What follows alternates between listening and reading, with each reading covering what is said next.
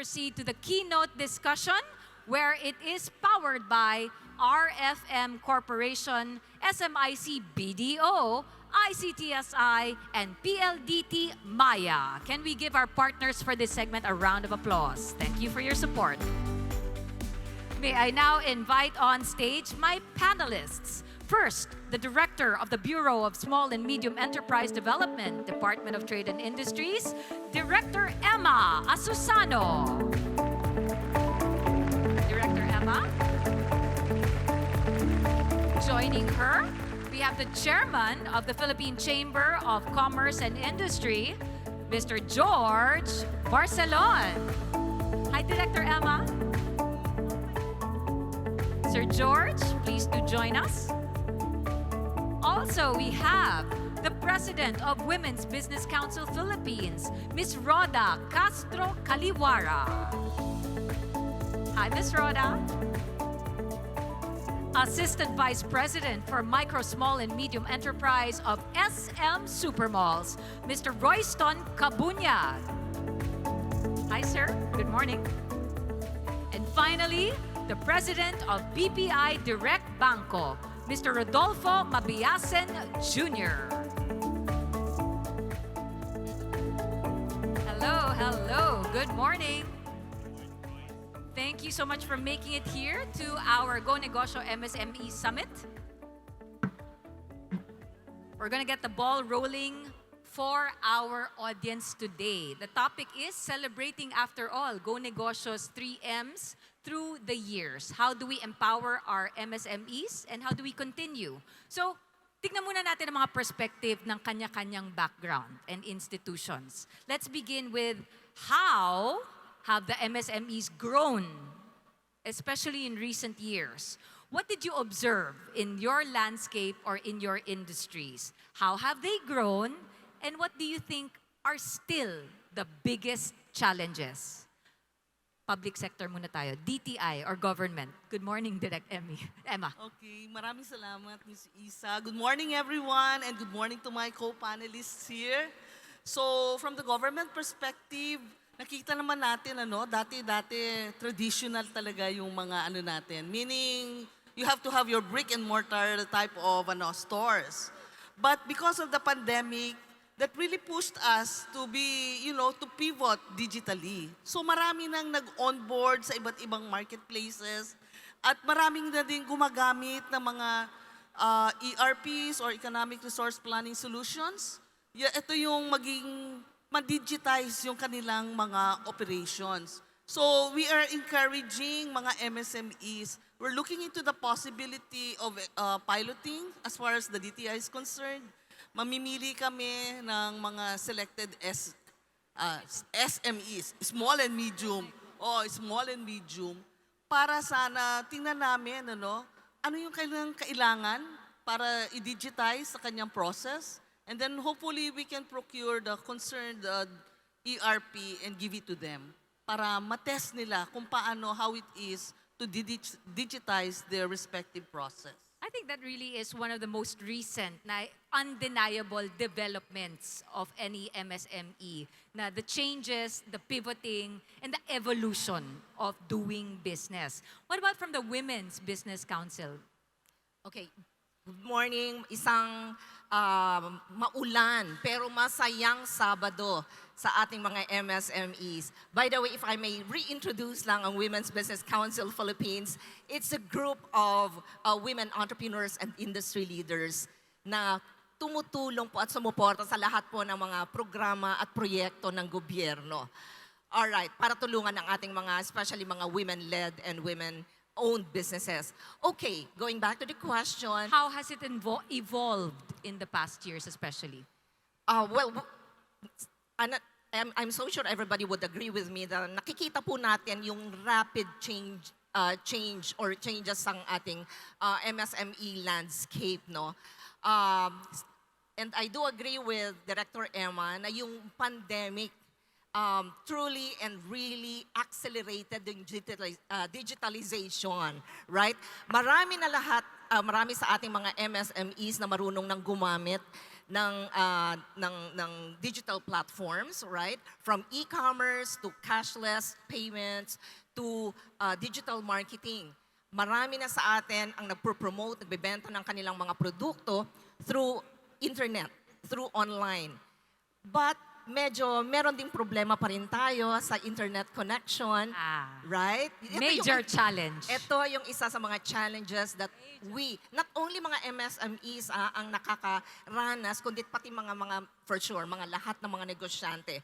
And according lang, parang konting report lang, di ba? I don't know if may mga tech savvy dito, na according to yung speed test global index, na ang Pilipinas ay nasa 36% lang Mbps average, on the average, compared sa ibang mga countries like Singapore and Malaysia. Malaysia nasa 100 to 105 Mbps ata. So, isa yan sa mga problema natin dito sa Pilipinas. And Challenge. isang challenge yan.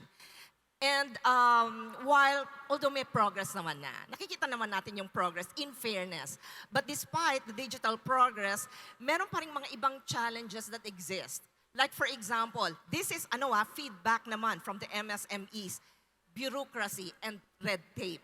Yung hirap ng pagpaparegister ng mga kumpanya. So ng there's it's still ease of doing business is not exactly easy. it's still a problem. It still exists. That's the reality. But then, sana yun nga, medyo magkaroon talaga ng ease of doing business in the Philippines. But we do see naman yung growing number of, especially mga women enterprises, okay, women businesses, women-owned businesses. And in response, ang Women Biz naman has been creating programs to support ang ating mga women-led businesses. Like, would you like to share? Like for example, just recently, a quick report lang, we concluded yung 3 days na trade fair, okay? Na in-stage sa Mega Mall for NCR and one in Cebu. Which, like in NCR, of course, we would like to thank talaga DTI, Go Negosyo, and all other partners. That NCR trade fair alone generated more than 6 million sales. Wow. For 3 days lang yon. One of the exhibitors na isang MSME from Bataan was able to sell nasa more than 1 million. Congratulations. Yeah, di ba? Ang galing-galing. So, we'd like to congratulate talaga ang ating mga MSMEs at ang ating mga partners in the government and private sector as well. So, thank you. Congratulations to the efforts of the Women's Business Council of the Philippines and Mr. Royston from SM Supermalls. Ngiting-ngiti because after all, supportive pa rin ang partner din na ating SM Supermalls. Yes. Sir Royston, putting it to you, because ikaw ang kakalabanin ng point of view ng sinabi ni Director Emma.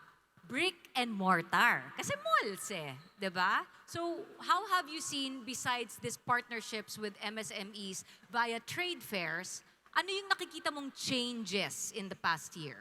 Actually, good morning to all. Before I start, I'd like to really thank Sir Joey and congratulate the Go Negosyo for their 20th year in celebrating and supporting our MSMEs.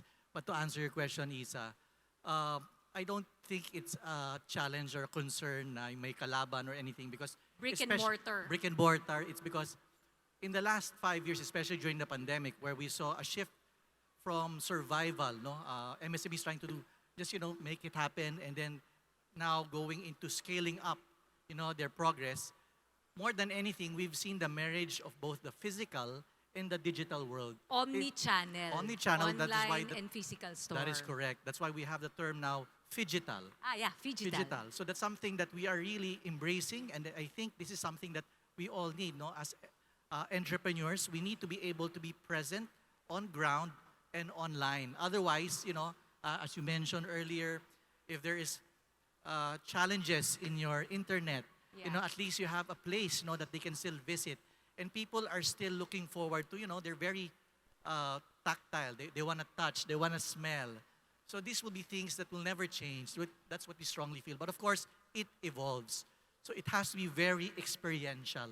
So now from the time that we are now doing a lot of this AI technology online, we also try to adapt what is on ground. So phygital is something that is something that we have to do as we move forward in the coming years. Tsaka Sir Royston, here's one more thing.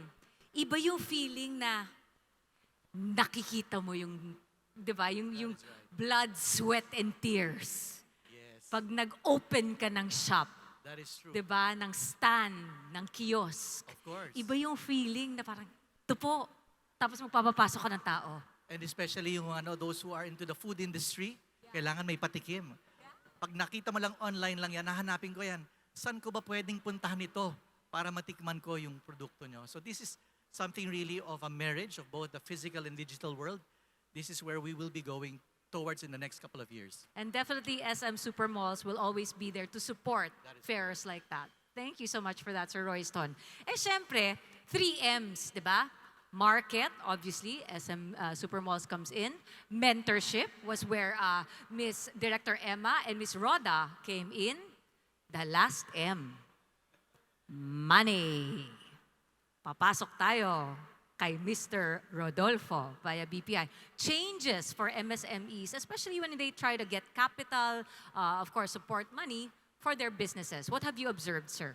Right, so magandang umaga muna sa ating mga kapwa panelists at sa audience, and kay Sir Joey, thank you very much for inviting BPI Direct Banco. Kami po yung microfinance arm ng Bank of the Philippine Islands. In fact, yung presence namin ay sa probinsya, more on the rural areas than in the metro areas.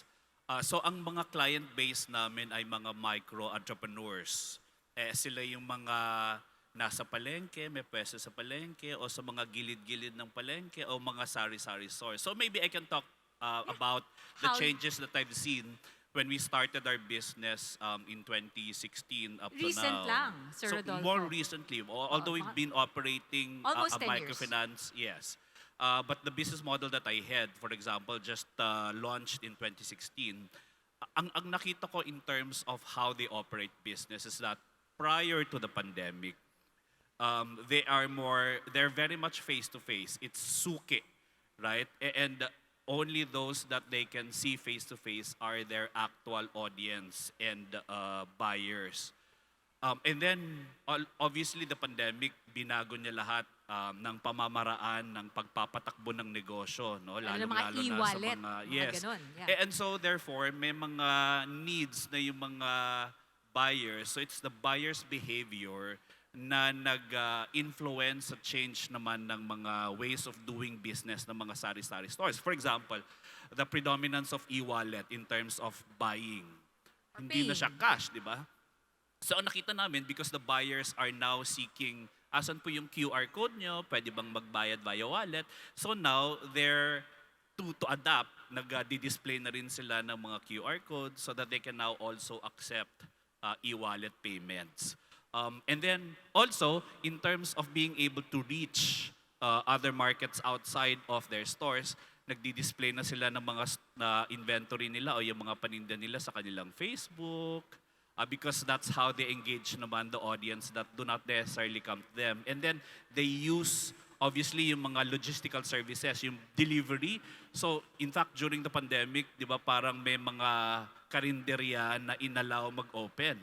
Pero among the community, among the neighborhood, di naman sila pwedeng lumabas para bumili ng pagkain. So, one of our clients, in fact, nag-loan siya sa amin, pambili ng motor, para yun yung pang-service niya sa mga nakabalot na mga ulam. Kasi meron siyang mga siniservisan in that community. So, nag-loan siya sa amin, bumili ng motor, at nag-deliver siya. And therefore, I think for the business entrepreneurs, lalong-lalo na in the communities that we serve, we see the spirit of entrepreneurship being present all the time. And so that's very positive in terms of how we see changes and them being adaptive to these changes. Thank you for that, Sir Rodolfo. I'm smiling because our last panelist just arrived. Everyone, Philippine Chamber of Commerce's Mr. George Barcelon. Let's welcome him. First question ko pa lang, Sir George, nakahabol. Ayan. Good morning. Thank you so much again for showing us the perspective naman of the banks, Sir Rodolfo, and how, of course, our MSMEs have changed and evolved also when it comes to running their business operations and how they can benefit really by the support of banks, especially BPI Direct Banco. Sir George, my first question was to look at the perspective of the landscape now per industry. So from the PCCI's perspective, anong changes ang na-observe mo in relations to MSME growth or evolution in the past couple of years? Paano sila nag-evolve? Especially from the Philippine Chamber's point of view, going ASEAN maybe, going regional? Well, if you look at the past 20 years of the existence of Go Negosyo, and then PCCI various chamber, no, not only in Metro Manila but regionally, collaborates, and I think the mentorship program has taken traction. Okay, as we were just discussing the other day with Chairman Joey Concepcion, now we have to look on the financing side. So you're Financing gonna side for the MSMEs. Okay. I was a judge in one of the panel discussion the other day, and I can see that we have lots of small establishment that needs help, no? And then not only on the marketing, but I think financing is also very crucial.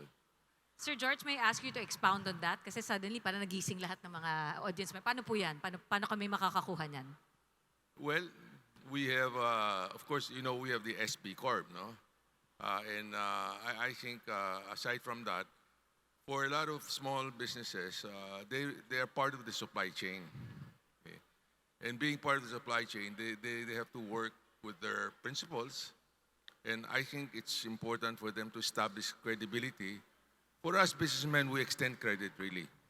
We extend credit to people who we think has commitment, dedication in their business. I mean, we have to admit that a lot of small businesses, they are in it, but sometimes they're not very serious. Parang hindi committed. Hindi committed. Pag sa negosyo, pag walang commitment, mahirap eh. Parang ngayon lang, hot ako. Oo. Okay na ako dito, hot na ako. Oo nga. Eh pagka yung mga supplier, they're really looking for reliable supply chain. And if they prove themselves as reliable, definitely they will extend credit. So that's one form of financing assistance. Sir George, where can they look into this more? Via the PCCI website or not yet? Well, the PCCI website, we have this it's more like similar to Go Negosyo, small brother, big brother. So we link them up to the principals, to the big companies. And we share with them who are the people to contact. Because if it's a big corporation, you don't know who to contact. Eh? True. Like if you were to supply to Mr. Concepcion Company, you cannot go directly to him. Eh? Mga contact network. Thank you for that, Sir George. All right, let's go now into detail. Balik tayo kay Director Emma. Ayan, katabi.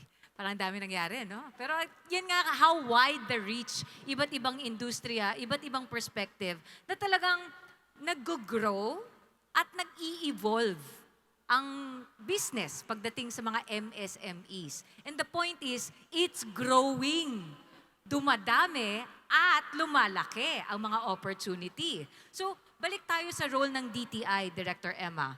Lalong-lalo na during the pandemic, naging popular ang term na future-proof. So how do you think the DTI will help future-proofing our MSMEs? Okay.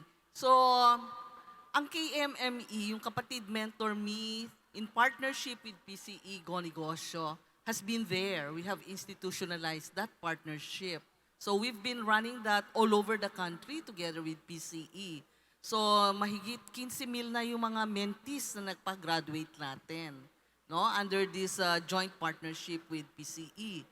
And then ngayon, meron tayong, ang latest version is KMME Connect, which focuses on 3 M's na sinasabi natin: mentorship, market and money.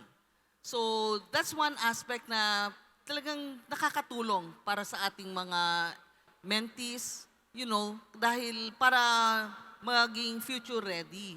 Sinasabayan pa din natin yan because of climate change. True. We have to have our MSMEs future-proofing their businesses by being climate smart. So may mga green economic program kami na ginagawa. Tapos, and then through partnership then with SM, ang mga tenants po nila ay binibigyan natin ng mga training programs on business continuity planning. So, mahalaga yon dahil nakita natin lalong-lalo na nung COVID, parang tumigil ang mundo. Exactly. 'Di ba? So, anong mangyayari? Yeah. But tapos kung may mga disasters, whether man-made or natural, ganun din. So through learning kung ano yung how to do your business continuity plan, at least alam mo may redundancy plan ka pala. Sabi nga namin, because we just came in from the MSME Resilience Forum in Clark just the other day.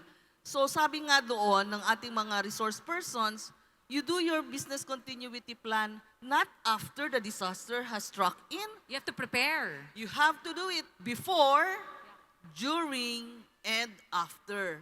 So yun yung mga ibang natin. Tapos ini-introduce natin na rin ngayon yung tinatawag nating environmental social governance or ESG. Kasi kakailanganin na po natin yan. Nakikita po namin yan na magiging isang tool po yan for market access, lalo na globally. So, unti-unti we are spreading the word of what ESG is, and then we hope may programa din po kami together with SCOP, UN SCOP, na magkaroon kami at least selected SMEs who can have their ESG report or sustainability reports published. Kasi yun kasama sila sa value chain ng mga malalaking korporasyon. So the malalaking korporasyon, they can work on their ESG reports or mga sustainability reports. Pero nakita nila, butas-butas po yung data nila.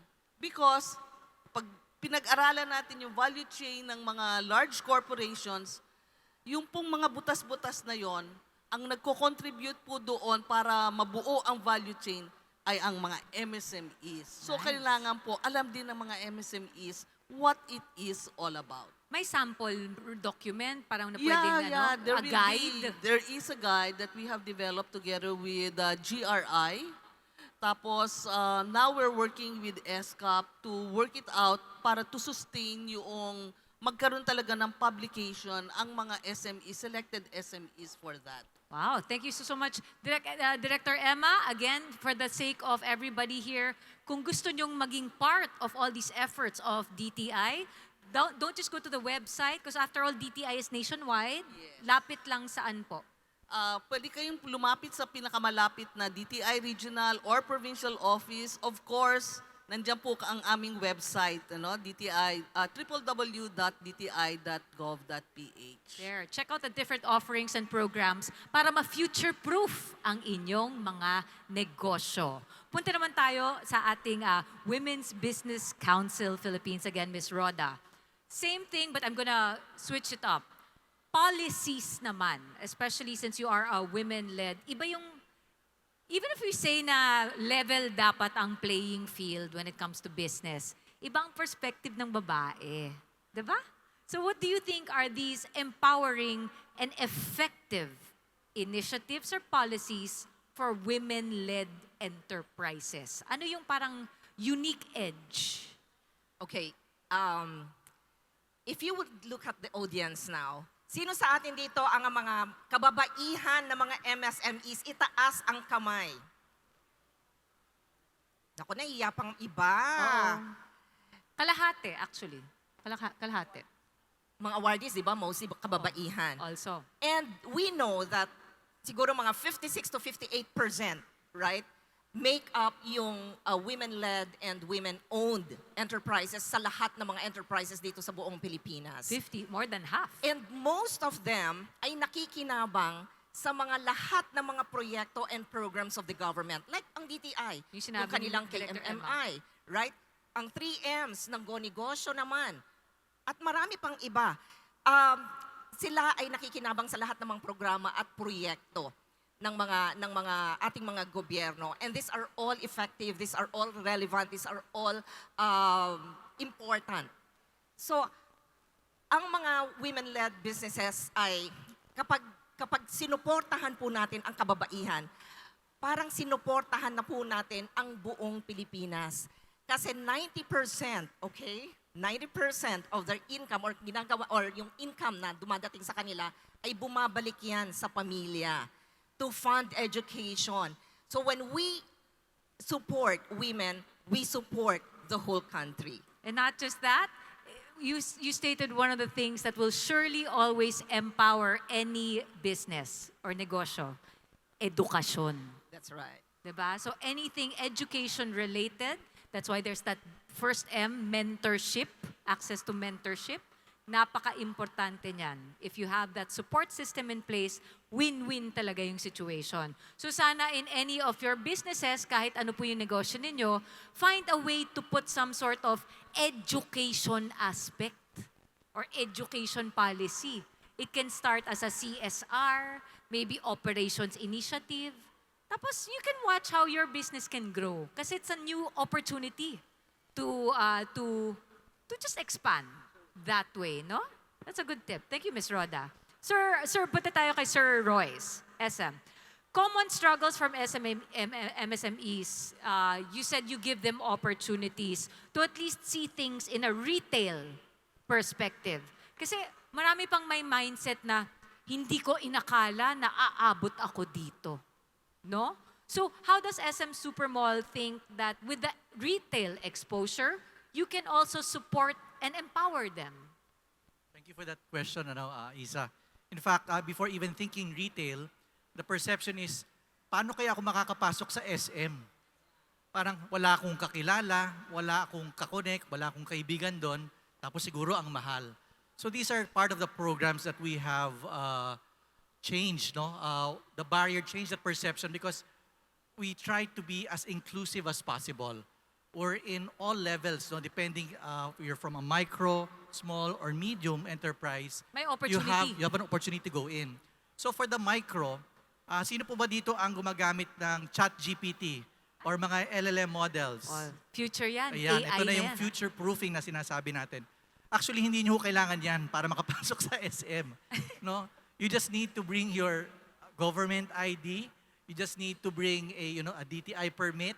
And then, of course, your product list. And then you can apply already po sa msme.sm Supermalls. So we have created that access for everybody. So even if you're at home or even if you're an OFW abroad, you can actually apply. And then within a week or two, meron na po kaming access that we can provide for you. No? And space. Does that mean they get That a is chance to have a That is space at an correct. SM So that's Supermall? now the market that we can provide, the market access that we can share to the group. In fact, yung lahat po mga nanalo kanina, talagang kami ay na-excite that we can, hopefully, you can become a part, and a home, you can find a home inside SM. So these are the things that we are looking at. No? Aside from the market access, also it's a partnership with Go Negosyo that we really, truly, the whole year, they have it every month with us across, I think they have around 12 or 13 already going around SM. And that's really the mentoring, the mentorship, because even if you have access, if wala kang guidance, Yeah. or even if you're able to borrow money, for example, access to money, but if you do not have the proper mentor to teach you how to use it, then sayang yung opportunity na yan. So it's really, we're really very grateful for this platform because it really brings everybody together. Thank you for that, Sir Royce. Still on you, and this will also be a shared question for Sir Rodolfo. How can you change, paano natin ma-change yung mentality ng ating mga MSMEs na maliit lang ako, baka hindi ako bagay dyan, or baka hindi ko maaabot or makakayanan, either bayaran or to avail of that. First, back to you, Sir Royce, then I'm gonna go to Sir Rodolfo. So yung mga maliit lang ako. Yeah, no, in fact, we do welcome all of them. No? We try to be, as I mentioned, as inclusive. From DTI, they have programs inside SM wherein they give it for free during their trade fairs. Diba? Papasok sila dyan, they apply, they're able to come in. Now, of course, it's not every day that you have this. So now there will come a point in time, nakita ko, kumikita ako ng 10,000 pesos a day because I've tried the market. There's a lot of people inside. I'm able to try out my product, my service. So now, mag-apply ako sa MSME ng SM program because meron kang 80%, 90% discount on the spaces so that you can try it for a week or two. So for the next 6 months, you can try out your product, you can curate it, you can mold it, you can, change it so that the customer will gravitate toward your product, and we're giving you prime spaces, ha? It's not yung mga nasa gilid-gilid yan. Hindi ka namin tinago kayo because we tinatago. really want you to, experience, to be able to thrive and grow and feel how it is to be part of these popular brands. And if you're not doing so well, I mean, there are those who do well, there are those who are not doing so well. You now have to tweak and go to your mentor, oh, how do I change this? How do I make it work? And then if it now works, you now go into, mag-apply na ako ng isang short-term kiosk or a card. Of course, there are mga security deposits which we all waive from the very beginning so that you can just enter it first, and then it's like a ladderized program. No, so that every step of the way you have an opportunity to come in and try your product.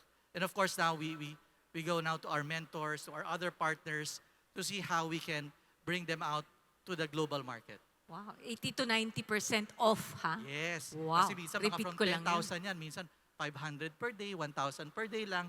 You can already have your stall built in na yan. Dali mo na lang yung produkto mo, magbenta ka na. Wow. Can we give that a round of applause? SM Supermalls initiatives also for every MSME out there. But let's not forget, just in case, kailangan nyo ng tulong. Kaya nga may mga bangko, di ba? BPI, Direct Banko at that. So sir, yun nga, let me repeat the question. Yun mga maliit lang kami, unsure ako, kakayanin ko bang mag-loan? Bakit ko kailangan?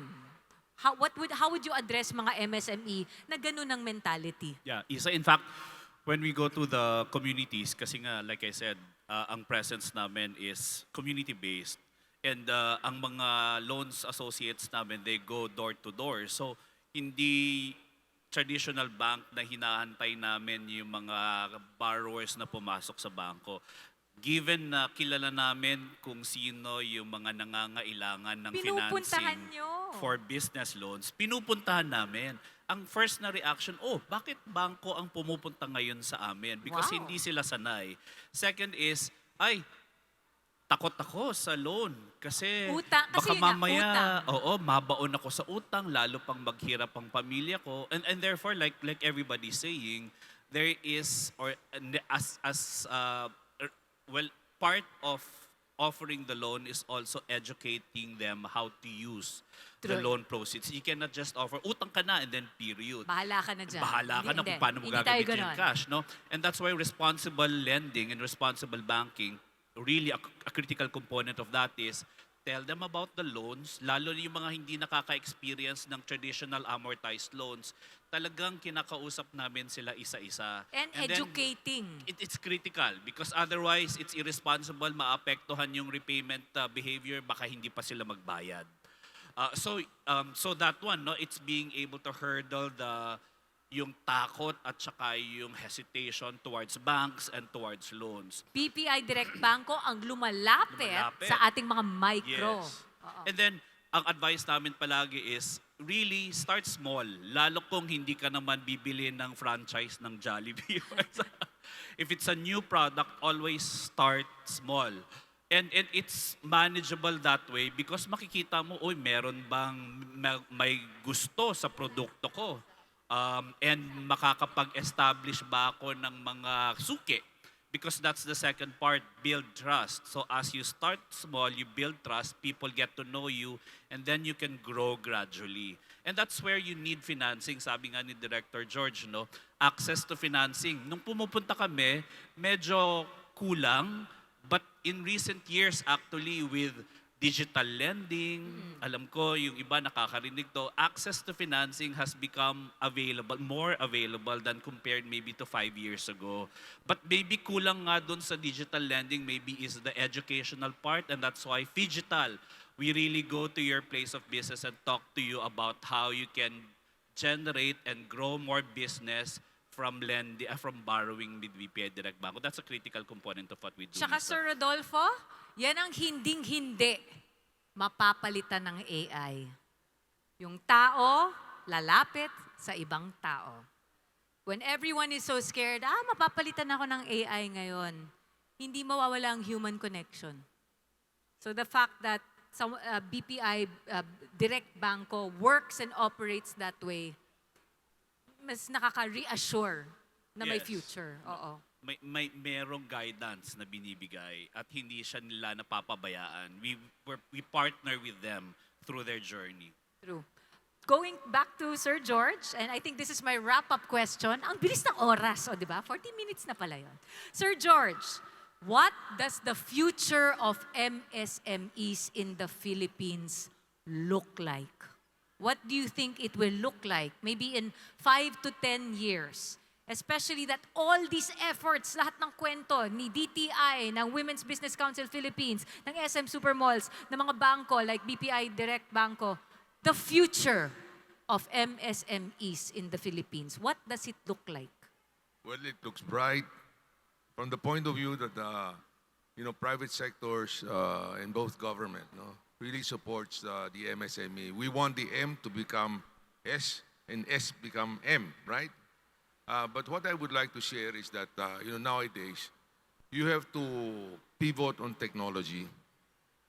Alam mo, Kailangan mag-invest? yung panahon ng COVID, you remember, yung mga MSMEs, yung nag-pivot sa e-commerce, they survive. They survive. Because they are able to reach out to markets. But those who they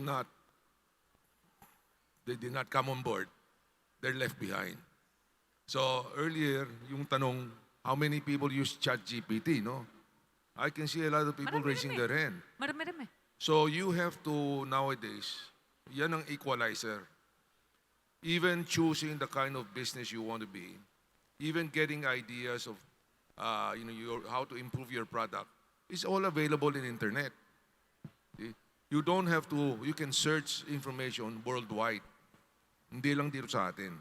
So I think many of our entrepreneurs, ChatGPT, internet, all of this is not that difficult. Okay? Learn about it, go on board, because you can reach out not only to the local market, but also to foreign market. Okay? So I hope that would be the trend. And by the way, there are companies now supplying yung low elevation satellite, the Starlink and everything, no? Okay. Wherein the disadvantageous or far-flung area na dati walang internet, makaroon ng internet. So that will help, especially for us, a country, archipelagic. We have many islands that does not have connectivity. With that, it provides them. So silipin yung lalo na kung galing kayo mga regional or provinces dito sa Pilipinas, magtanong kayo, may satellite May satellite options, connection. At saka yung dating subscription, medyo mahal. Lately, it has really come down. Yung mga Starlink disc has come down by, I think now, compared to before, mga 25%. Mga 75% ng reduction. Well, kaya nga napaka-importante, Sir George, ng edukasyon. Yes. Hindi lang, siyempre kasi pag micro, lalong-lalo na, when you're thinking business, negosyo, day per day, ito lang, pupunta ako sa trabaho, magbebenta, uuwi. Keep an ear out. Ano yung mga usap-usapan na may mga bagong offering sa lugar nila? Kasi yun nga ang sign na umaasenso. Lumalaki, may mga offering, papasok ang opportunity for other big businesses to help you do your business or to help your business get better. So connection is also very, very important. Malay nyo, may offering na nga ganyan. Para hindi na kayo mag-complain na wala walang internet dito.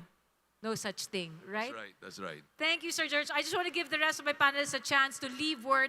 What does the future of MSMEs in the Philippines look like and how will they get there? O, dinagdagan ko. Kasi may education aspect at satellite si Sir George. Pabalik naman, Sir Rodolfo, what does the future of MSMEs look like and how will they get there? I think MSMEs will continue to be the backbone of the economic activities in the communities. Without them, economic growth will not even be a topic. So we rely heavily on how the MSMEs will adapt to technology and to changes. And I think it's going to be better in the future, more access to financing because more and more people, even the bigger banks now like BPI, are really acknowledging the need for financing to assist the micro, small, and medium enterprises.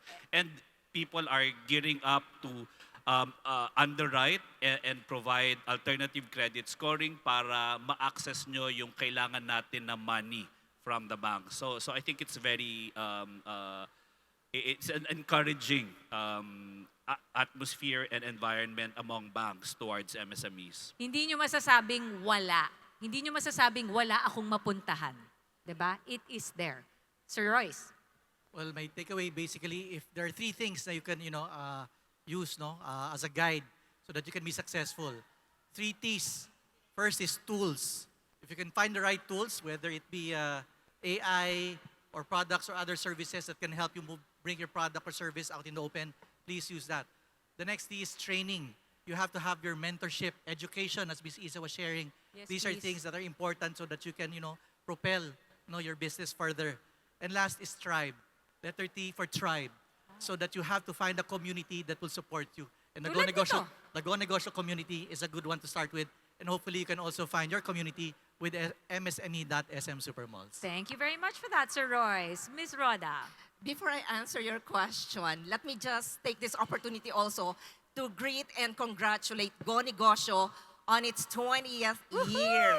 So congratulations, Go Negosyo, and thank you very much for all the efforts you've been doing for the MSMEs. At also, let me take this opportunity also to thank our partners ng Women Business Council Philippines, ang DTI especially, at ang SM. Like I mentioned kanina, yung aming successful na trade fair was, of course, naging possible siya because of the supports of SM and DTI and Go Negosyo as well. Anyway, well, the future of MSMEs in the Philippines for the next 5 years or even 10 years is very, very promising and full potential considering na ang ating mga Filipino entrepreneurs are naturally madiskarte, masipag, Totoo yan. and very creative, di ba? And syempre ang ating mga MSMEs, I'm so sure will continue to embrace and use yung kanilang digital platforms to sell their products, promoting their products, payments, and even customer service, right? But at the same time, this is, mas workable to when we make digital tools and affordable connectivity is accessible sa lahat. And of course, the government plays a big, big role in Ikaw yung tinitignan, Director Emma, oh. Okay. di ba? In providing yung ating enabling environment para sa kanila. Ang ibig sabihin nun, faster internet, right? Easier business registration, and more financing programs. And para naman sa ating mga private sector, of course, the private sector can help by opening yung kanilang supply chains sa ating mga MSMEs. May reassurance tayo from Sir George dyan. Right? Okay. And ang Women Business Council Philippines, of course. Okay, by the way, at marami hong mga support groups, like mga business groups, like kagaya po ng Women's Business Council Philippines, na sumusuporta, nagbe-bridge ho para ma-connect ang ating mga MSME, especially those in the far-flung areas, sa mga marami pang opportunities. At Women's Business Council Philippines, we've been trying our very best na to make sure that no woman is left behind. Okay? Ang Women's Business Council Philippines, yung mission po namin would stand strong, remain strong to help women-led women businesses, women entrepreneurs na mas lalo pang lumakas, mas lalo pang lumaki. Okay? Dahil we believe in women biz that when women support women, great things happen. Amen to that. How can they get in touch with you, Ms. Rhoda? Website, Please Instagram? visit our website, womenbiz.org. Womenbiz. Thank you so much. Okay, womenbiz.com. Womenbiz.ph pala. Womenbiz.ph. And finally, from the DTI, Director Emma. Okay. So maraming salamat po for this opportunity and to be with my co-panelists. What we see, sabi nga ni Sir George kanina, the future is bright para sa ating mga MSMEs. And ang nakikita natin, kailangan po nating maging innovative. Kailangan ang ating kaalaman ay paano tayo magiging resilient at sana isama po natin ang inclusive growth, yung walang naiiwanan. So yung mga programa po natin, makikita po natin sa website, naririnig po natin ngayong umaga dito, marami pong programa. Ang journey po ng isang pagiging negosyante ngayon, hindi po ganong kahirap ngayon eh. Ang kailangan mo lang be aware, magtanong, huwag pong mahihiyang lumapit. Although sabi nga ng kasama natin from BPI, sila na po mismo ang lumalapit, no? But sometimes... Huwag nyo nang hintayin yun. Oo. Yung nakikita ko is, nandoon eh, ang mga information, they are available. The programa ng iba't ibang sangay ng pamahalaan, ng iba't ibang mga private organizations, they are there. But sometimes, hindi lang natin pala na-access, hindi lang natin inaalam. Kailangan makialam. No? Di ba, kung paano kayo nagtayo ng negosyo ninyo, tiningnan nyo kung paano kaya ang mga competitors ko kaya dito. May competitor kaya ako. Tinitingnan ninyo yan. Ina-assess nyo ang environment ng kung saan, anong klaseng negosyo ang itatayo nyo. So, marami pong talagang, sabi nga ni Sir George, the future is bright para sa MSMEs. And among ASEAN, we're also looking into the possibility of having a unique business identification number, which will ease cross-border trade within the ASEAN region man lang. So, we look forward to maraming options na mangyayari. And siyempre, nabanggit na din ni Sir Joey kanina, we're hosting the ASEAN, Philippines is hosting ASEAN Sessions, Summits next year. Marami pong magaganap and marami pong opportunities na lalabas po doon. Thank you. Thank you for that, Director Emma. Before I do close, on a final note, if you're hesitant, because syempre may mga fake or disinformation online, in case you really want to make sure, puntahan ang actual na establishment. Diba? Yes. So, again, there's convenience online, but in the truth of fake news, kasi facts din yon nangyayari, nadadali na one wrong dot, one wrong letter, may mga nagpapanggap. So kung nagdududa kayo, go straight to the proper establishment. They are there for your service. Totoo po ba yan? Yes. So with that said, a round of applause for my panelists for our keynote panel, empowering MSMEs through the years, highlighting Go Negosyo's 3Ms, identifying shared advocacies and goals. May I ask you to please step forward, panelists, for a group photo. That's DTI's Director Emma Asusano, PCCI's Mr. George Barcelon, Women Business Council Philippines Ms. Rhoda Castro Caliwara, Mr. Royston Kabunag of SM Supermalls, and Mr. Rodolfo Mabiasen Jr. of BPI. Let's give them another round of applause, please. Thank you for your generosity, for your time, indeed, with us.